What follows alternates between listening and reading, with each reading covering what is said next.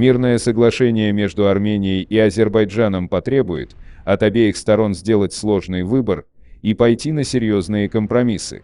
Соглашения пока еще нет, и мы не собираемся расслабляться, пока не достигнем его, заявили сегодня в Госдепе США. Довольно мутное заявление, так как нет никакой конкретики о сути так называемых серьезных компромиссах. На мой взгляд, лимит компромиссов со стороны Армении исчерпан. Однако я уверен, что после выстрела в ухо Трампу Алиев плевать хотел на мнение нынешней администрации в Белом доме и на мирный договор в частности при их посредничестве. Уж он-то точно не готов ни к малейшим компромиссам. Что вполне логично, с учетом того, что он и ранее подписывать ничего без разрешения Москвы и не собирался. А хромых уток администрации Байдена он теперь и подавно слушать не будет. Выступление Миллера не более чем дежурное. Если бы не резкий финт ушами Трампа, простите за повтор шутки, возможно, мирный договор между Арменией и Азербайджаном имел бы вес для шаткого, но все же не безнадежного положения демократов. Но не сейчас. И Пашинян, кстати, это тоже понимает. А для Алиева так прямо подарок потянуть еще годик как минимум. Пока в Вашингтоне выборы пройдут, пока инаугурация, пока репы в курс войдут. Тем более, что, судя по персоне будущего вице-президента США, вряд ли это в числе их приоритетов. Америка превыше всего, так он мыслит. Внутренняя политика его конек. А при таком президенте, как Трамп, мнение молодого вице будет иметь большой вес. Кстати, они с большим удовольствием скинули бы нашу проблему на Францию. Но, по крайней мере, могут дать ей контрольный пакет в игре на Южном Кавказе. В общем, вооружаться надо, мирный договор нам светит только в случае, если Алиева не станет.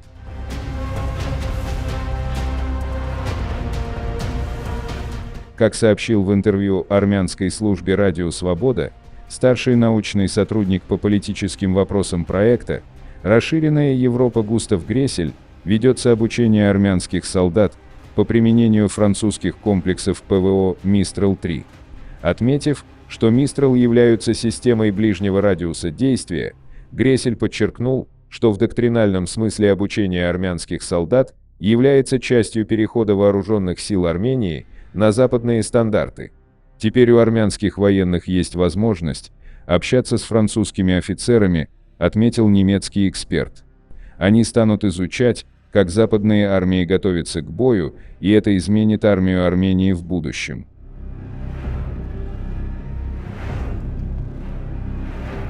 В декабре 2020 года Эрдоган во время парада в Баку прочитал стихотворение «Арас-Арас», посвященное реке Аракс, в котором он обратился к народу Азербайджана. «Мы не отделились от вас, нас разделили насильно». Своеобразный намек на то, что Армения и Иран, по которым течет река Аракс, насильно разделила Турцию и Азербайджан, двух кровных братьев. И вот что ответил тогда нынешний президент Ирана Пезешкиан, который этнический азербайджанец.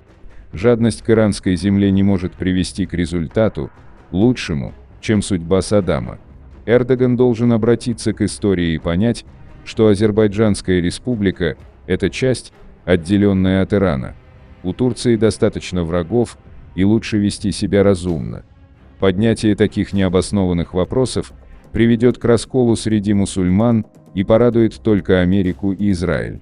Отделение Азербайджана, провинции, от иранской земли – это просто пустая мечта.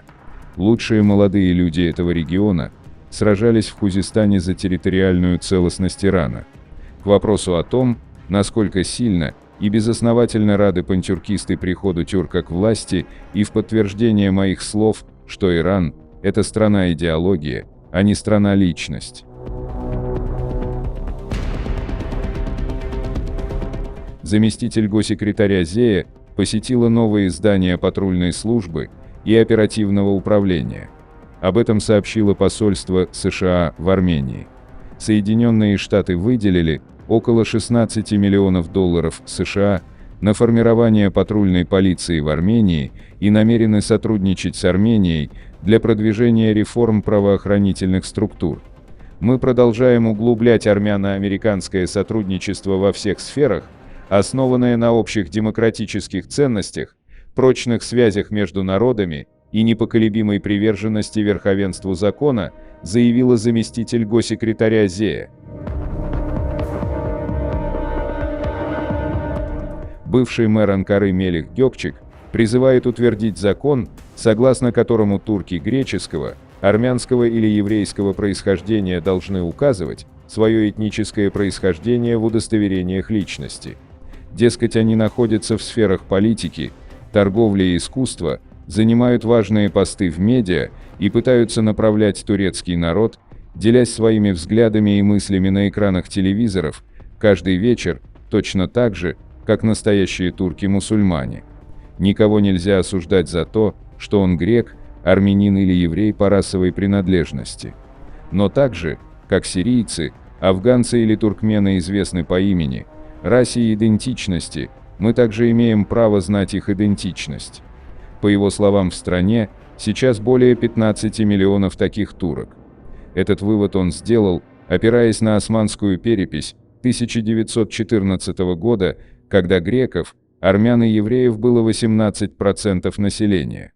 Почему-то он решил, что после 1914 года можно не учитывать все миграции, депортации, геноциды и так далее, и просто отсчитывать те же 18%.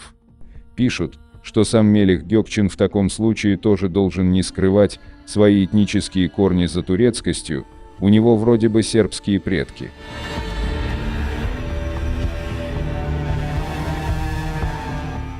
Армения построит АЭС по западным технологиям. Ереван и Вашингтон ведут переговоры о строительстве в Армении нового энергоблока с использованием американских технологий. Заинтересованность в таком проекте проявляет и Южная Корея. Окончательно определиться с выбором модели реактора и страны-поставщика правительства Армении хочет к середине 2025 года. Строительство новой атомной электростанции в партнерстве с одной из стран Запада не только поможет избежать дефицита электроэнергии. Многие в Армении считают это также шагом к снижению зависимости от России, которая до сих пор доминирует в энергетической сфере страны. На эксплуатацию до 2026 года рассчитана армянская АЭС, построенная еще при СССР. Впрочем, эксперты полагают, что она может прослужить до 2039 года. К этому времени страна должна запустить новый энергоблок. Сейчас армянская АЭС обеспечивает более 30% потребностей страны в электричестве. Подписывайтесь на наш канал и пишите ваше мнение в комментариях.